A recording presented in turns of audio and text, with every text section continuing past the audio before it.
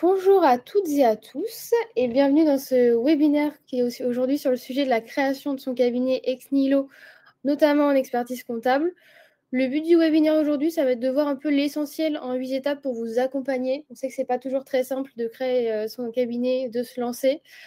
Donc, on va vous donner quelques petits tips. Et aujourd'hui, avec moi, je vais avoir Laure Bonamour, expert comptable et cofondatrice de Quanta, qui va venir nous donner un petit peu son retour d'expérience, nous partager ses bonnes pratiques qui sont ressenties pour vous donner un petit peu plus d'éléments. Et donc aujourd'hui sur le chat, pour modérer un petit peu tout ça, répondre à vos questions, on aura Jennifer qui sera présente. Donc vous pourrez poser vos questions tout au long du webinaire, n'hésitez pas, et soit Jennifer y répondra directement, soit sinon on pourra les reprendre au fur et à mesure pour vous apporter des réponses. Donc, ce que je vous propose pour aujourd'hui, pour voir un petit peu, pour ces éléments-là, comme je vous l'ai dit, on va reprendre différentes étapes de la création, notamment comment se lancer, à quel moment, et à chaque étape, Laure nous partagera son ressenti pour avoir un petit peu plus d'informations sur la réalité du terrain, si je puis dire. Et bien sûr, après, vous pourrez poser toutes vos questions à la fin du webinaire. Mais avant de commencer, ce que j'aimerais faire, j'aimerais bien que vous me partagiez un petit peu votre situation actuelle au niveau de votre parcours, savoir un petit peu où vous en êtes, soit si vous êtes en pleine création ex nihilo, si vous songez à le faire, si vous êtes mémorialiste et que vous vous renseignez, ou alors si vous êtes dans une autre situation. Donc n'hésitez pas à répondre au sondage, juste pour savoir un petit peu dans quelle situation vous êtes actuellement. Donc, je vous laisse quelques minutes pour répondre. Je vois qu'on a un petit peu de tout.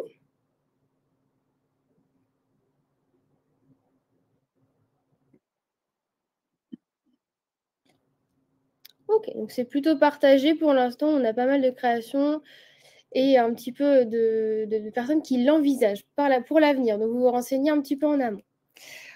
Alors, commençons un petit peu cette grosse partie des étapes de création ex nihilo. Première étape, le plus important, si j'ai envie de dire, pour démarrer, ça va être la définition du cabinet. Donc forcément, il va falloir choisir entre le statut juridique. Est-ce que vous partez sur une entreprise individuelle ou plutôt une entreprise, une société?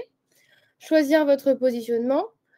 Quitte à créer un cabinet, forcément, pour le faire connaître, il va falloir lui choisir un nom, qui ne va pas être une mince affaire.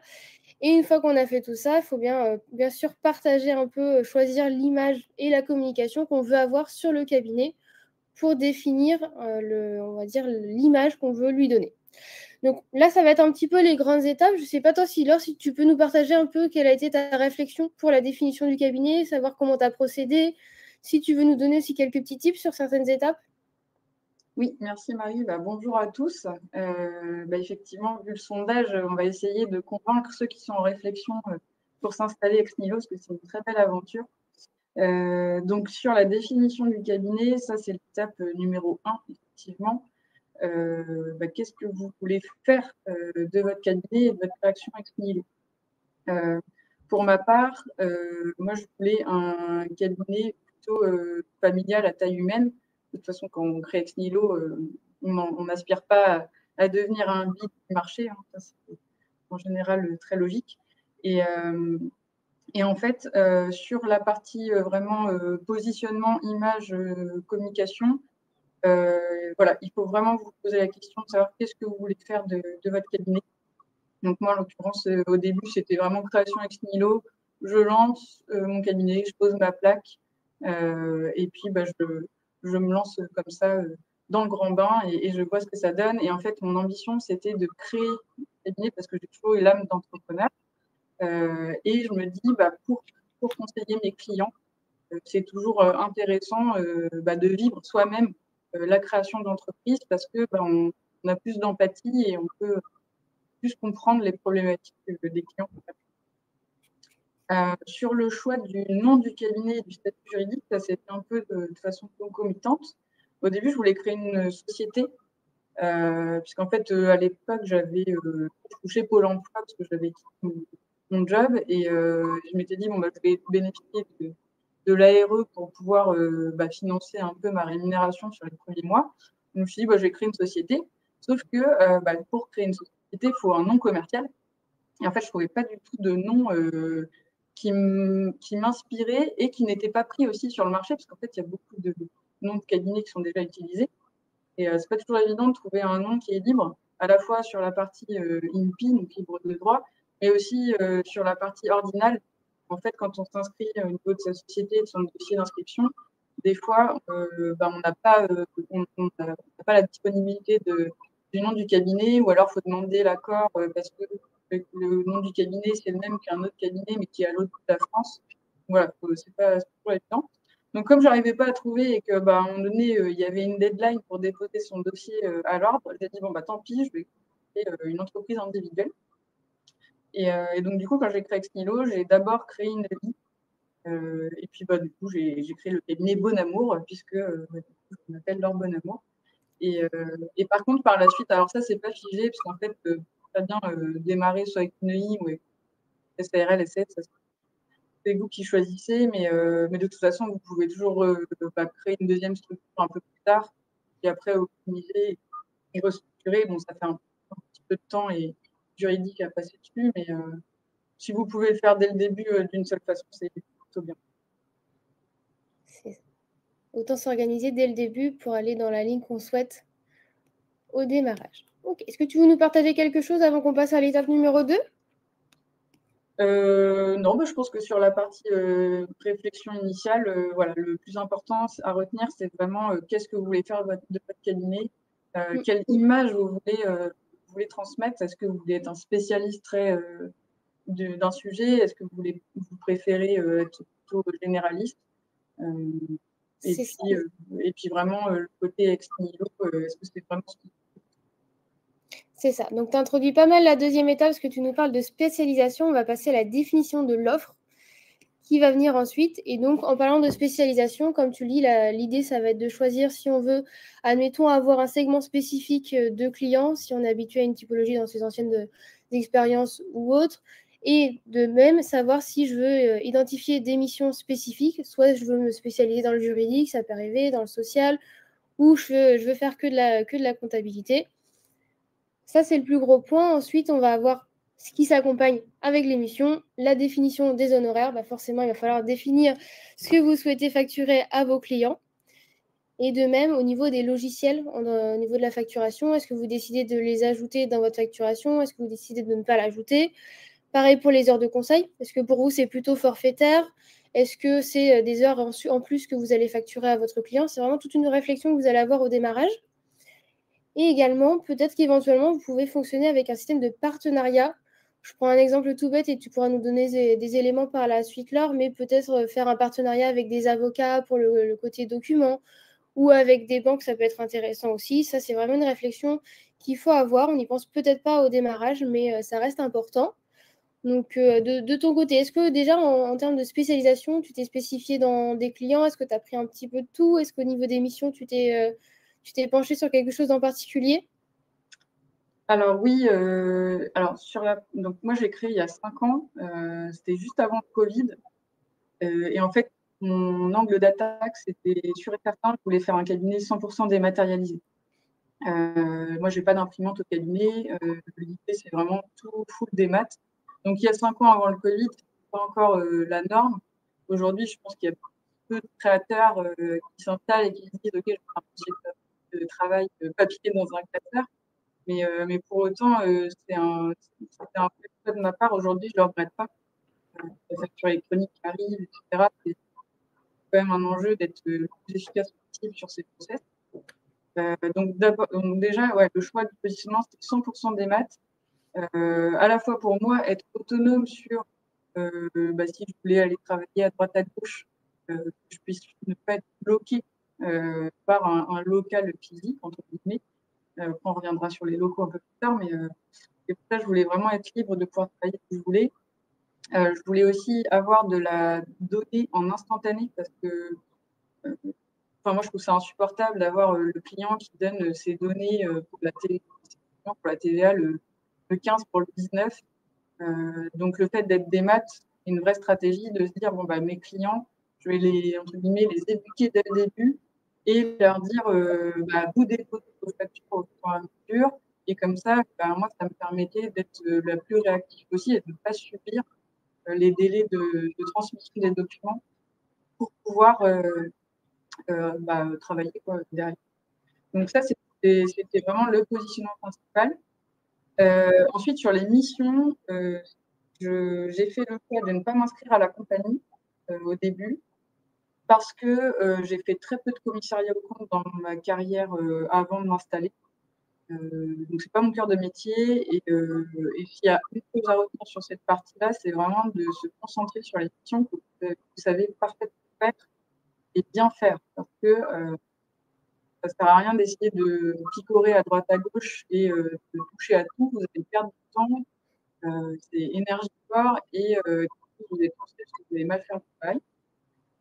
Par exemple, sur la partie expertise, moi, je n'ai pas, j'ai fait le choix de ne pas faire de social. Donc, je me suis rapprochée d'un frère avec qui on est bien et je lui ai demandé si ça l'intéressait de faire un partenariat sur le social. Donc là, après, il y a plusieurs choix. Soit on fait une sous-traitance, donc on signe quand même le social avec le client et il y a d'autres cabinets qui travaillent pour nous. Vous portez la responsabilité de mission sociale, quand bien même vous n'en faites pas. Et moi, j'avais fait le choix de carrément laisser mon client signer avec du coup le cabinet partenaire. Comme ça m'évitait entre guillemets d'avoir aussi la responsabilité juridique des missions que je ne faisais pas. Mais ça, après, il faut se faire confiance et puis c'est de la négo. Donc voilà pour la spécialisation. Sur la partie juridique, au début, j'en ai fait, mais j'avais pas pareil de me cantonner à ce que je savais faire, c'est-à-dire du juridique courant pour des sociétés unipersonnelles. Dès qu'il y avait 2 associés ou plus, je déléguais un cabinet d'avocats, c'est toujours le cas d'ailleurs. Et en fait, bon, c'est toujours le cas, mais finalement, avec le recul, aujourd'hui, par exemple, je fais plus du tout juridique. Et je délègue tout à un cabinet d'avocats partenaire.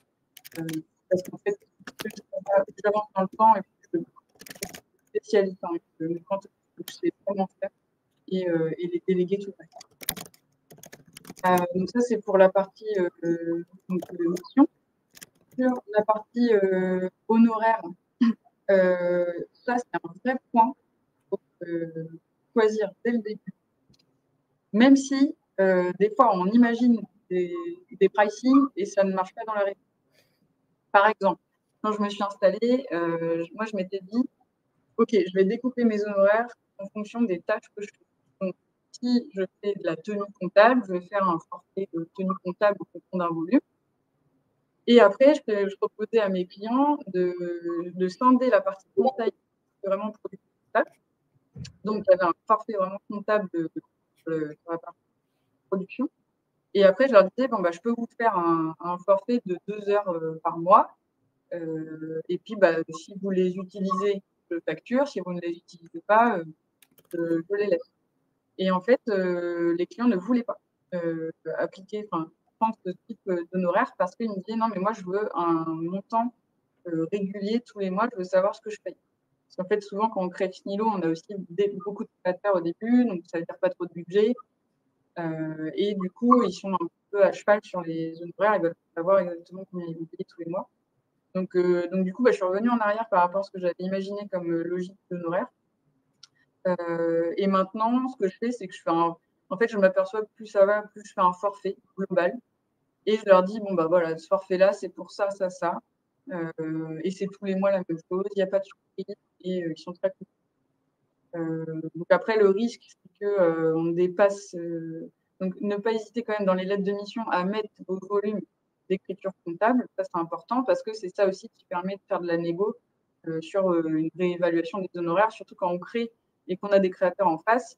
Si les gens, les clients augmentent leur activité, il faut bien suivre les honoraires pour ne pas se faire déborder et avoir des malus à la fin. Voilà. Et puis après, sur les partenariats, on en a parlé, donc bien s'entourer pour des missions complémentaires à ce que vous allez proposer et qui, ce sont des partenaires un peu privilégiés avec qui vous allez pouvoir travailler.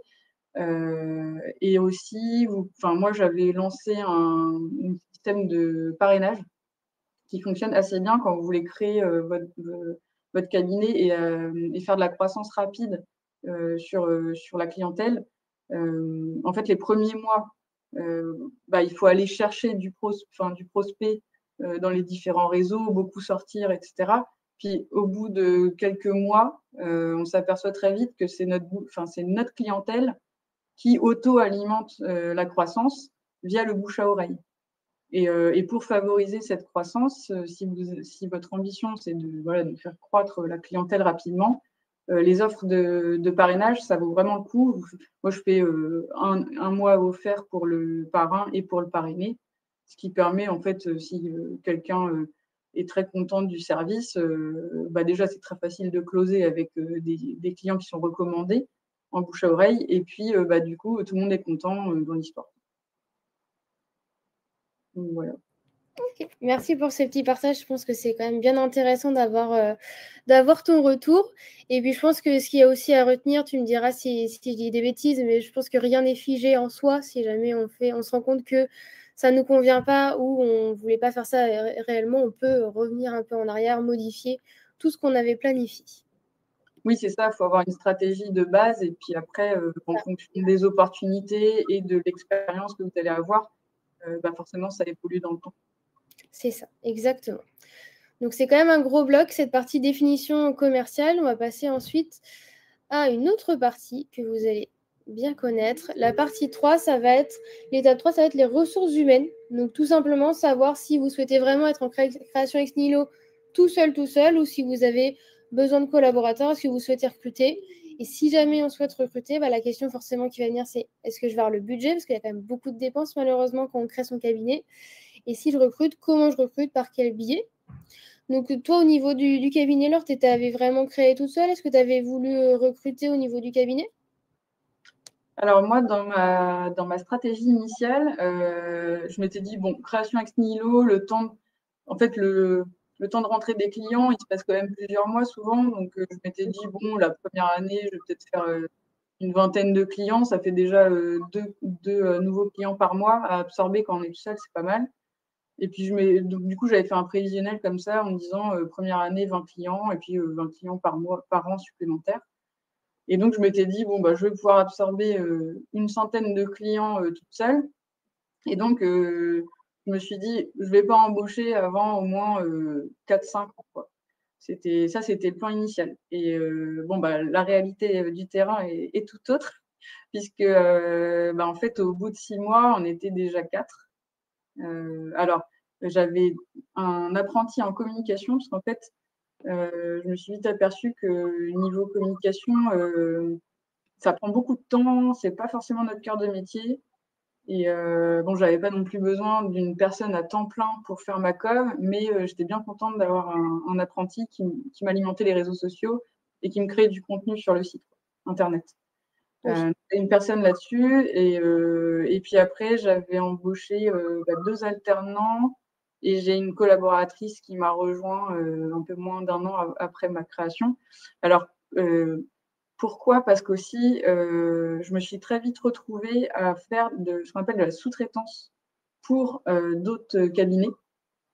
En fait, quand on crée ex nihilo, c'est vrai que au début on a du temps parce qu'on n'a pas encore complètement sa clientèle de fait.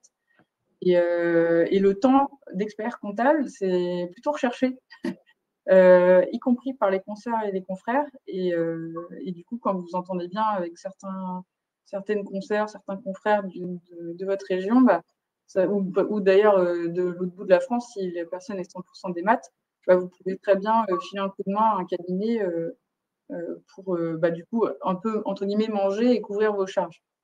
Donc sur cette partie-là, faut faire attention parce que vous pouvez très vite bifurquer sur du full temps plein à faire de la sous-traitance et ne plus avoir le temps de créer votre clientèle. Donc, il faut trouver le juste équilibre entre les deux. Et du coup, moi, c'est pour ça que j'avais recruté parce que je m'étais dit, finalement, j'ai les moyens. Donc, parce qu'en fait, c'est ça la problématique. Au début, on peut recruter, mais si on le fait dès le début, il faut que la croissance du chiffre d'affaires suive. Une personne qui est assistante, c'est un budget de 50 000 euros, c'est minimum 15 clients pour financer, pour la financer. Donc, du coup, si on prend une personne pour la production, ça veut dire qu'il faut que nous, on aille chercher du client et faire entre guillemets de la prospection. Donc voilà. Donc en gros, ouais, c'était pas prévu, mais pareil, on s'adapte. Oui, ça vient vite. C'est ça. Ok, super. Et donc là, la partie un peu recrutement, tu nous as parlé aussi des budgets, donc ce qui nous amène bien à la quatrième étape. Une chose que vous connaissez, je pense, très bien dans la profession, les business plans, parce que vous en faites peut-être régulièrement pour les dossiers. Là, ça va être différent, il va falloir le faire pour vous-même. Donc, est-ce que tu pourrais nous donner, admettons, parce que là, on a recité quelques éléments sur le petit diapo que vous avez. Est-ce que, Laure, tu pourrais nous donner un peu les points essentiels à voir, à pas oublier sur le business plan, selon aussi ton expérience? Oui, bah, le BP, effectivement, dans notre profession, ça sert à deux choses. La création ex nihilo, en fait, vous allez vite savoir c'est quoi vos charges récurrentes tous les mois. Et nous, bah, on a de la chance dans notre métier, c'est on a du chiffre d'affaires qui est récurrent tous les mois. Donc, en fait, c'est très facile de savoir se fixer des objectifs au niveau du business, rentrer du chiffre d'affaires pour pouvoir couvrir ses charges. Donc, en fait, l'intérêt du BP, c'est vraiment de se dire à quelle vitesse je veux croître au niveau du chiffre d'affaires. Et puis derrière, bah, comment je couvre mes charges. Et puis, la deuxième partie qui est vraiment liée, ça va être vraiment déterminant sur justement, c'est lié aussi à la partie ressources humaines, c'est est-ce que si vous voulez recruter, du coup, ça augmente les charges récurrentes, combien vous voulez financer via l'emprunt initial. En général, on préconise de financer en emprunt bancaire un an de charges pour pouvoir être large en fait et avoir un peu d'avance sur votre trésorerie. Et je pense aussi ça c'est une anecdote, mais sur la partie encaissement de votre chiffre d'affaires, je vous conseille de mettre en place le prélèvement automatique auprès de vos clients dès le début. Parce qu'en fait, la trésor, moi j'avais fait l'erreur de faire que de la facturation. Et en fait, les clients ne me payaient pas. Et je me suis aperçue au bout de quelques mois qu'en fait, j'avais plus de 6 mois de chiffre d'affaires dans la nature. Donc, à un moment donné, je me suis dit, bah, c'est bizarre, j'ai plus de trésor. Et en fait, oui, c'est parce que les clients avaient oublié de payer. Donc après, j'ai régularisé, j'ai mis tout le monde en prélèvement automatique. Et en termes de trésor, voilà, il n'y a pas de. Ça, c'est des trucs, ça vaut vraiment le coup de s'y mettre dès le début, en process, comme ça, hop, on n'en parle plus et la trésor, ça rentre tous les mois. C'est ça, ça évite les mauvaises surprises, comme tu dis. Voilà. Et puis, ouais, un an de financement de charge, c'est bien pour commencer. Ça permet vraiment d'être à l'aise et puis de pas avoir de problème de trésorerie. Et aussi, pas hésiter à penser à financer tout ce qui est matériel informatique. Si, par exemple, vous recrutez une ou deux personnes, moi, c'est vrai que finalement, je me suis retrouvée à investir pour le matériel de 5 personnes d'un coup. Je n'avais pas forcément prévu ça dans mes budgets de dépenses. Et du coup, bon, je l'ai autofinancé parce que je pouvais me le permettre. Mais c'est vrai qu'avec le recul, j'aurais peut-être dû emprunter un peu plus pour pouvoir financer ce matériel-là aussi.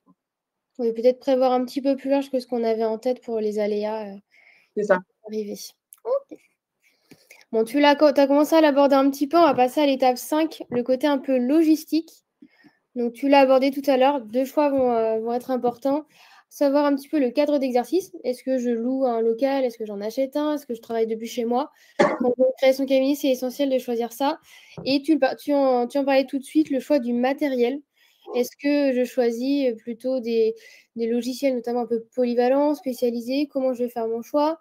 Au niveau de l'équipement que tu évoquais là tout de suite, est-ce que je prends du matériel un peu perso pour le début? Est-ce que je fais des dépenses au nom du cabinet? Là, de ce que j'ai compris, toi, c'était un peu au niveau dépenses pour le cabinet, mais de bien penser effectivement à le prévoir au niveau des budgets, parce qu'on ne prévoit peut-être pas tout au démarrage, on pense peut-être à l'initial, mais pas à l'évolution, qui peut être rapide. Mm. Ouais, alors sur la partie locaux, ça c'est une vraie réflexion à avoir, même si voilà, on peut aussi évoluer rapidement sur le sujet, mais moi c'était totalement lié avec mon positionnement de cabinet où je m'étais dit bon moi je veux pouvoir travailler de partout. Je m'étais plus dit que j'allais aller chez les clients plutôt que les clients allaient venir à moi. Et donc en création ex nihilo, ce qui est dur, c'est que bah, souvent on est tout seul, donc on peut se dire bon bah allez, je, je mets un petit bureau chez moi et puis on verra plus tard. Le risque, c'est que pardon, si vous faites ça, vous allez vite vous retrouver tout seul une grosse partie du temps. Moi, j'avais fait le choix de m'installer dans une espèce de coworking dès le début. parce que justement, je m'étais dit, bon, bah, ça va me stimuler, je vais être dans une dynamique entrepreneuriale, il y aura d'autres personnes autour de moi. Et puis, bah, accessoirement, pour le réseau, ça permet aussi de rencontrer d'autres entrepreneurs, éventuellement de faire du business et de les récupérer en clients. Et donc, alors, il y a des avantages et des inconvénients sur la partie coworking. Donc, les avantages, bah, je viens de vous les présenter. L'inconvénient, c'est aussi que bah, vous êtes dans des open space la plupart du temps. Et du coup, en termes de confidentialité, c'est un peu touchy. Parce que bah, des fois, vous voulez passer un coup de fil, vous n'avez pas forcément une call box qui est dans le coin. Enfin, tous les espaces de coworking n'en proposent pas. Et bah, du coup, voilà, vous discutez. Enfin, moi, je me rappelle très bien au début, j'étais en face d'une personne. Quand je passais mes coups de fil, la personne entendait tout. J'étais hyper gênée. J'ai dit non, en fait, ça ne va pas aller très loin, cette histoire. Et puis, bah, en fait, on s'est vite retrouvé avec une équipe de 4-5 personnes. Moi, j'avais loué un bureau physique, donc à 4 dessus, on a vite vu les limites. Et très vite, au bout de 5-6 mois, j'ai cherché des locaux pour acheter. Alors, louer ou acheter, au début, je voulais louer. Franchement, je trouvais rien de particulier, rien de foufou. Moi, je voulais pas des bureaux classiques dans un espace de bureau partagé ou autre, avec des fenêtres et pas d'extérieur. Et donc, bah, j'ai cherché ce que je pouvais éventuellement acheter, parce qu'en fait, à l'époque, ça coûtait aussi cher de louer ou d'acheter. Je me suis dit, bon, allez, je vais acheter. Et donc, j'ai trouvé une maison que j'ai transformée en bureau. Et en fait, ça correspondait aussi à l'esprit cabinet familial que je voulais faire, et le côté un peu proximité avec les clients. Et donc, bah, les clients, ils viennent au cabinet comme ils viennent à la maison. Et du coup, je suis très contente d'avoir franchi ce pas. Ça vaut le coup, en fait, d'investir quand vous voulez louer des locaux. Alors, à moins que vous ayez une croissance avec une ambition à long terme, du coup, vous pouvez faire en plusieurs temps et louer au début, mais acheter quand vous avez l'occasion, c'est toujours le bon plan. Et après, sur le matériel informatique, donc sur la partie hardware, c'est-à-dire le matériel, bah là, c'est à vous de choisir du matériel qui vous va.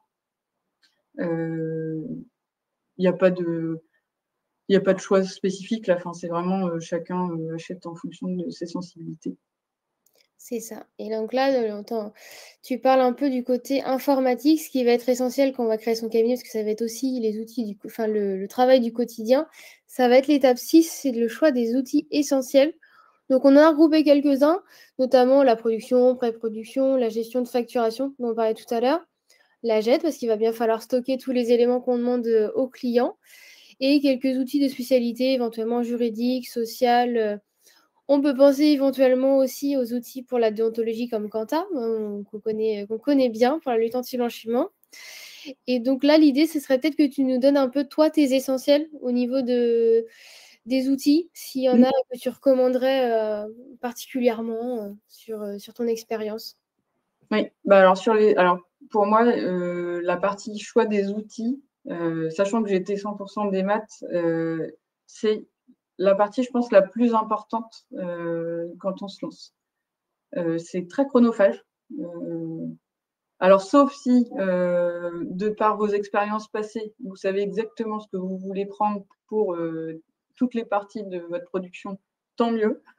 Tant mieux. Moi, ce n'était pas mon cas. Je m'étais dit que je ne connaissais pas forcément tout ce qui existait sur le marché. Et donc, j'ai fait un peu un benchmark quand même de tout ce qui existait, notamment sur la partie pré-comptabilité, où bah, justement, on est en lien avec le client. Et l'idée, c'était d'étudier des outils qui étaient à la fois pratiques et simples d'utilisation pour mes clients, mais aussi qui allaient me permettre de récupérer la donnée de façon fluide et sans trop de contraintes, quoi.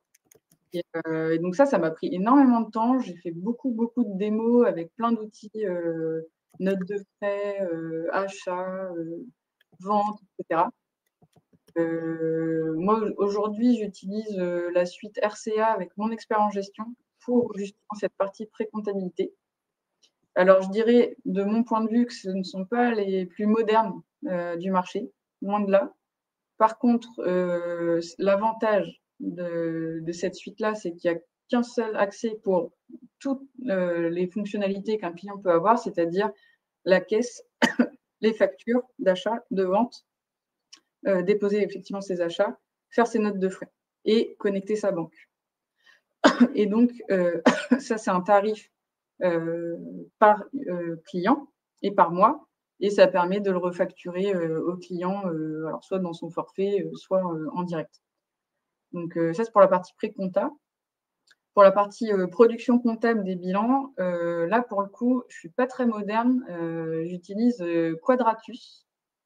Donc là, mon choix s'est porté sur cet outil parce que historiquement, j'utilisais dans différents cabinets, enfin, j'ai utilisé plusieurs années cet outil-là. J'en ai utilisé d'autres, mais celui-ci, je le trouve, enfin, quand on sait l'utiliser avec les raccourcis et les différents paramétrages, c'est vrai qu'il est particulièrement efficace dans la production de bilan et il donne un dossier de travail qui répond parfaitement aux obligations déontologiques, ce qui n'est pas forcément le cas de tous les outils du marché. Voilà, et puis, mais pour autant, alors c'est vrai que sur cette partie, j'ai fait le choix de l'expérience historique, parce que, à un moment donné, on ne peut pas non plus investir du temps partout. Et pour autant, la partie paramétrage, ne négligez pas cette partie-là au début, parce qu'en fait, c'est extrêmement chronophage. Je passais des nuits entières à essayer de paramétrer mes outils. Des fois, c'est compliqué. Et après, sur la GED, j'avais eu l'opportunité d'aller au congrès. Alors ça, n'hésitez pas à aller au congrès pour découvrir des nouveaux outils quand vous créez Ex Nihilo. C'est vraiment l'occasion de voir en 2 jours tout ce qui existe sur le marché et de le faire en physique, quoi. C'est toujours plus sympa. Et en fait, quand je me suis lancée, il y a Willib qui s'est lancé en même temps. Et du coup, je les avais rencontrés au congrès. Donc, eux, ils sont hébergés sur la technologie blockchain. Et en fait, à l'époque, c'était un peu précurseur. Je me suis dit, allez, pourquoi pas, ça peut être sympa de travailler avec une start-up. Et voilà. Et après, sur les outils de spécialité, le social, donc moi, j'en fais pas. Sur la partie juridique, j'ai découvert JuryAct il y a 3 ans. Je trouve ça incroyable, c'est génial comme outil et ça permet de vraiment très, très bien produire ses AG et c'est d'une fluidité incroyable. Enfin, c'est génial. Voilà. Bon, super. Merci pour tes petits good tips. On va passer à la suite. Tu parlais de déontologie. On va rentrer en plein dans le mille avec la 7e étape, la conformité déontologique. Créer son cabinet, c'est beau, mais il faut quand même l'enclencher de manière officielle et s'inscrire à l'ordre, donc avec plusieurs petites étapes. Une fois qu'on est inscrit à l'ordre, forcément, il va falloir, au niveau des procédures, créer son manuel des procédures. On sait que ce n'est pas le plus sympa, mais il faut passer par là, rédiger son petit manuel des procédures et pouvoir checker un petit peu tous ces process en prévision d'un potentiel contrôle qualité. Parce que oui, malheureusement, je suis navrée de vous le dire, mais en création ex nihilo, dans les 3 premières années, on ne peut pas y échapper. Un petit contrôle qualité arrive. Pas forcément toujours le prendre avec crainte, ça permet de vérifier ses process. Juste rapidement, Laure, est-ce que tu pourrais nous dire si tu as rencontré des difficultés pour ton inscription et ta création du manuel de procédure? Alors, Marie, je tiens à mentionner qu'à l'ordre, on dit, parce que donc, je fais partie de l'ordre de Normandie, on dit qu'on bénéficie d'un contrôle qualité. Tout à fait. C'est très important. Il ne faut pas le voir comme une contrainte. Donc, sur l'inscription à l'ordre, effectivement, il y a un dossier. Ne pas négliger le délai. Parce qu'en fait, les sessions de conseil sont tous les trimestres. Donc, si vous en passez un, voilà, ça reporte de 3 mois votre installation. Donc, anticipez bien les délais. L'enquête administrative, c'est juste un entretien un peu informel. Enfin, c'est formel, mais c'est très confraternel avec un élu de votre région pour rappeler un peu les essentiels. C'est-à-dire qu'on est une profession réglementée. Donc, on représente la profession d'expertise comptable. Il y a des principes, il faut les respecter. Notamment, on ne part pas avec la moitié de la clientèle du confrère d'à côté sans négocier. Enfin, voilà, des règles toutes basiques comme ça. Et puis après, on prête serment. Ça, c'est aussi un moment important de sa carrière. Et sur le manuel de procédure, si j'ai un conseil à vous donner, c'est commencer dès le début, parce que comme au début, on a un peu de temps, vu qu'on n'a pas non plus énormément de clients, commencez dès le début à formaliser vos process. Parce que, quand c'est fait au fur et à mesure, c'est plus léger que tout se taper au bout de 3 ans. Et deux, ça va vous servir aussi pour, quand vous allez recruter, que les personnes, elles soient bien, onboardées et cadrées dans, leur, production, dans leur tâche de production. Et en général, ouais, il y a pas trop de sujets. Enfin, quand vous créez ex nihilo, vous savez que 3 ans après, vous allez avoir un contrôleur qui va venir vous voir. Mais en fait, c'est plutôt une bonne chose parce quand vous vous apercevez que, ben, enfin moi, j'ai eu mon contrôle au bout de 3 ans et effectivement, je me suis aperçue que je me mettais beaucoup la pression et en fait, bah, je faisais les choses, plutôt bien donc voilà, faut le voir comme une opportunité, plutôt que comme une contrainte. C'est ça, plutôt un élément de réassurance qu'autre chose. C'est ça. OK. Et enfin, on va arriver au dernier point, parce que là, on vient de créer le cabinet, mais on le connaît parfaitement, on a tout créé, mais il faut quand même le faire connaître aux autres. Donc, il va falloir communiquer sur l'ouverture du cabinet. Donc, peut-être solliciter votre réseau, vos connaissances au sein de la profession.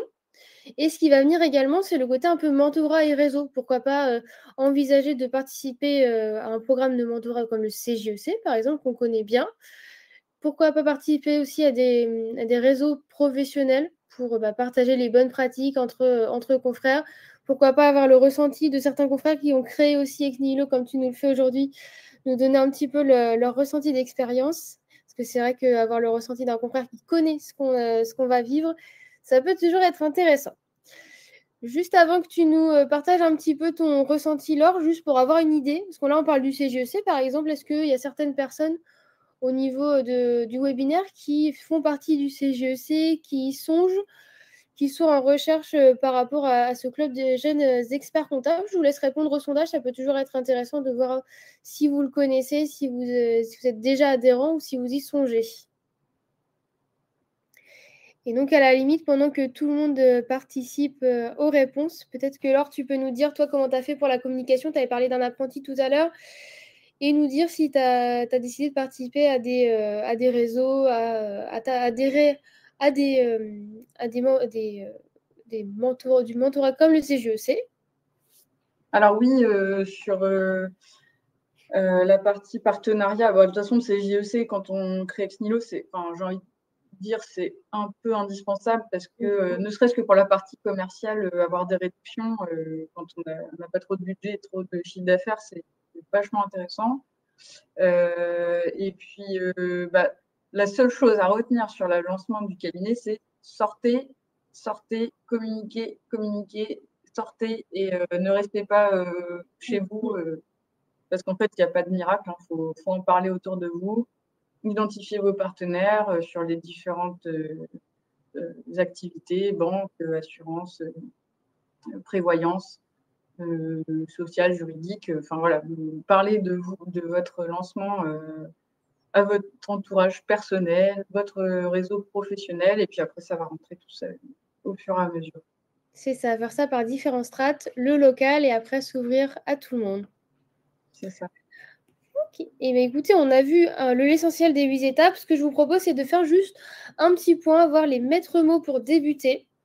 Donc, si on fait un point, on va dire que le principal, ça va être de s'organiser, hein. Tout ne se fait pas en un jour. Il faut faire ça au fur et à mesure et s'organiser. Forcément, ça demande beaucoup de travail. Donc, l'équilibre vie perso-pro va être un petit peu impacté. Il faut en prendre connaissance. En revanche, c'est pour la bonne cause, hein. C'est pour votre cabinet, c'est votre travail. Vous aurez les fruits par la suite. Et enfin, le choix des outils. Comme tu l'as dit, Laure, ça fait partie des points hyper importants au niveau du cabinet. On va les utiliser au quotidien. Il faut bien faire attention à ça. Et en petit parallèle, je me permets de faire un point aussi sur Quentin, parce qu'en parlant des choix des outils, toi, au niveau de la lutte anti-blanchiment, on connaît Quentin, on sait que maintenant tu es cofondatrice. Juste avoir un petit peu la petite histoire, est-ce que tu pourrais nous raconter comment t'es venue l'idée, quel a été ton petit bout de chemin d'esprit pour Quentin?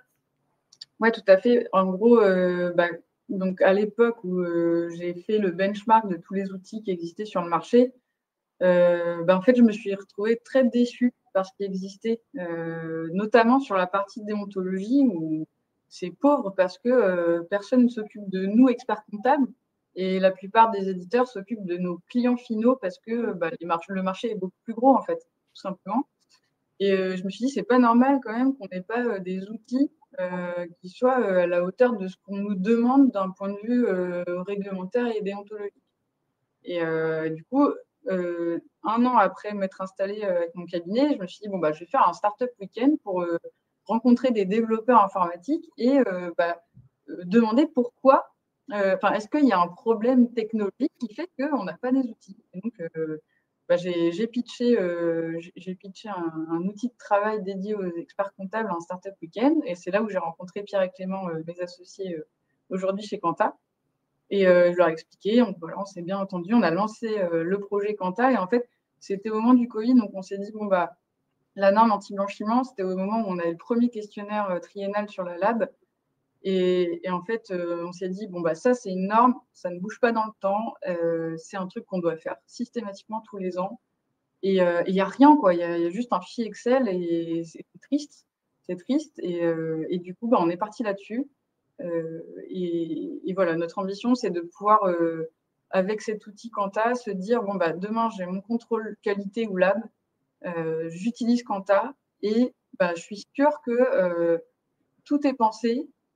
J'ai gagné du temps dans ce que j'ai rentré et ma clientèle, elle est à jour, tout est identifié et je passe un contrôle sereinement et sans souci. Et moi, l'année dernière, quand j'ai eu mon contrôle, bah, c'est ce qui s'est passé. Hein. Quand on a Quanta, c'est vrai que bah, voilà, on s'aperçoit qu'en fait, on est 100% conforme sur cette norme. C'est ça, exactement. Tu as tout repris. On voit que tu connais bien Quanta, forcément. Non, c'est vrai que l'idée de Quanta, pour ceux qui ne connaissent pas, comme l'a dit Laure, c'est vraiment d'automatiser un maximum les processus au niveau de la lutte anti-blanchiment, parce que comme tu l'as dit, il n'y a pas le choix, il faut aller dans la déontologie, il faut faire le process pour la sécurité du cabinet, mais aussi pour la préparation des contrôles.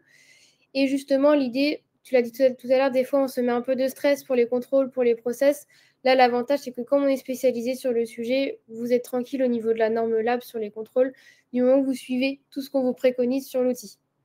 Donc là, on en parle rapidement. Ce que je vous propose pour les plus curieux, on va mettre un petit lien sur le chat pour que vous puissiez réserver éventuellement une petite démonstration, un rendez-vous personnalisé pour échanger sur vos process éventuels, vos idées de process futurs si vous n'en avez pas encore. Et ça permettra d'échanger ensemble, de faire une petite visio personnalisée. Donc là, je pense qu'on a fait pas mal le tour des éléments au niveau du webinaire. Là, on parlait un peu de stress. Ce que je vous propose, c'est peut-être éventuellement de nous partager vos principales craintes concernant la création ex nihilo. Si vous en avez, n'hésitez pas à nous les partager dans le chat pour qu'on puisse vous rassurer. C'est aussi l'idée d'aujourd'hui.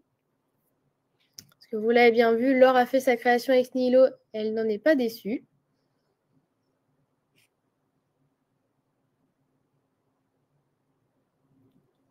Je vois Marion qui nous dit « Trouver des clients ». Effectivement, forcément, il y a un gros travail au début pour trouver des clients. Est-ce que toi, ça a été une crainte de ton côté, Laure? Alors, ça, c'est une crainte qu'on peut avoir avant de se lancer. Et, moi, je me rappelle très bien quand je me suis lancée et que j'ai commencé à faire des événements avec les instances, avec l'ordre, etc. Les gens ils me disaient, toi, tu es dans quel cabinet? Je disais toujours, bah, moi, j'ai créé mon cabinet ex nihilo. Et les gens, les experts, ils me regardaient et, avec des gros yeux, ils me disaient, mais t'es folle. Et je leur dis, bah non, pas tant que ça. Enfin, moi, ça se passe bien, ma vie.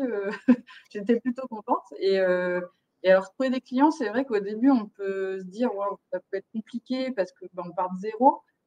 Et rassurez-vous, ça vient mais 10 fois plus vite que ce qu'on croit. Et si vous vraiment vous mettez l'accent sur la prospection, entre guillemets, et sur l'ouverture au réseau, mais ça va à une vitesse folle. C'est clairement un sujet qui ne va pas en être un très longtemps. Effectivement. Là, on parle aussi des clients du côté de Julie, qui est plutôt du côté de l'audit, commissariat aux comptes, et qui a une petite crainte pour trouver des clients en expertise qui n'est peut-être pas son cœur de métier. Donc, je ne sais pas si pour toi, c'est un peu plus compliqué dans cette situation. Alors, sur la partie CAC, il y a deux choses. C'est sûr qu'on n'a pas des mandats comme ça qui tombent comme les clients d'expertise comptable. Mais ceci étant, il y en a quand même. Hein. Moi-même, n'étant même pas CAC, dès la deuxième année, je crois, j'avais des personnes qui m'appelaient au cabinet pour me demander si je prenais des mandats de commissariat aux comptes. On n'est pas nombreux, en fait, à être soit experts, soit CAC. Donc, il y a beaucoup de demandes sur le marché et il y a de la place pour tout le monde. Après, le tout, c'est que vous aurez sans doute des petits mandats type association ou petite entreprise, mais non, ça se trouve quand même. Il n'y a pas de souci. Puis après, vous pouvez faire de la sous-traitance pour d'autres cabinets de CAC. Ça permet de se maintenir à jour sur le métier, en fait, en attendant. C'est ça. Merci Laure. Donc, un autre petit point qu'on a abordé tout à l'heure, le premier contrôle dans les 3 ans de la création du cabinet. Ouais. Je vois que ça en stresse certains. Comme tu disais, Laure, souvent on dit j'en bénéficie. Il ne faut pas non plus le prendre comme une grosse montagne à surmonter, je pense. Oui, alors moi je rejoins la crainte de Nicolas là-dessus. Effectivement, moi jusqu'à ce que j'ai mon contrôle, ça faisait partie des sources un peu, alors pas de stress, mais d'incertitude. C'est-à-dire que chaque fois que je mettais en place une nouvelle lettre de mission, un contrat, une procédure en interne, je me disais, oh là là, ça j'espère que c'est conforme à ce que le contrôleur attendait. Mais en fait, ça se passe bien. Hein. La plupart du temps, les contrôleurs, ils sont quand même bienveillants. Là où ça peut être un peu sanctionné, c'est si vraiment on fait rien. Si on fait rien, c'est là où on va vite se faire tirer les oreilles. Mais si vous faites quelque chose et que c'est pas exactement ce qu'on attend, c'est pas grave. En vrai, le tout, c'est de corriger après coup. Mais de toute façon, le premier, on ne peut pas savoir ce qu'on attend de nous, si ce n'est par rapport aux normes.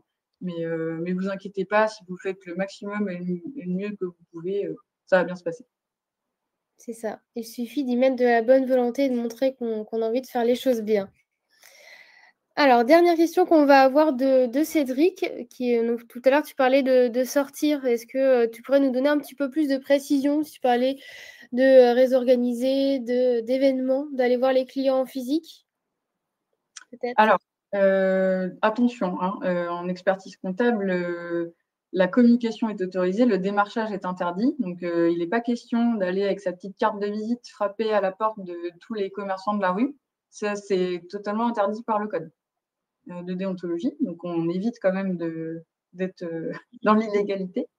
Par contre, oui, sur tout ce qui est BNI, événements organisés par la CCI, la BPI, les différentes associations d'entrepreneurs, foncez là-dedans.